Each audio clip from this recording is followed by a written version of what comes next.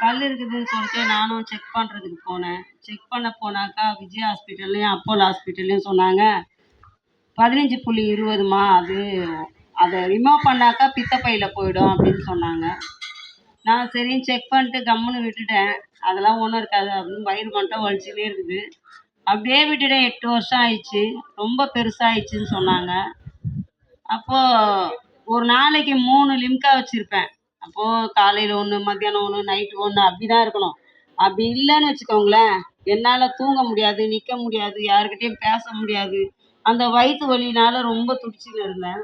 அப்போது fasting prayer அப்போ செவ்வாய்க்கிழமை அன்னைக்கு சகோதரி 2 பேரும் வந்து எங்கள் வீட்டுக்கு வந்தாங்க.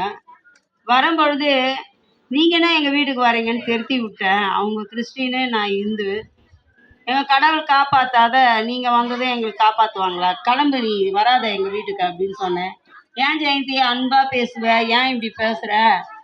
நாங்கள் என்ன கேட்க வந்தோம், ப்ரேயர் பண்ண தானே வந்தோம் அப்படின்னு சொன்னாங்க. அப்போ நான் சொன்னேன், நான் ப்ரேயர் பண்ணுறதுல இன்னும் எந்த சாமியும் காப்பாற்றலை என்ன, நீங்கள் வந்து தானே எனக்கு சரியாக போகுது, விடுங்க என்ன அப்படின்னு சொல்லிட்டேன்.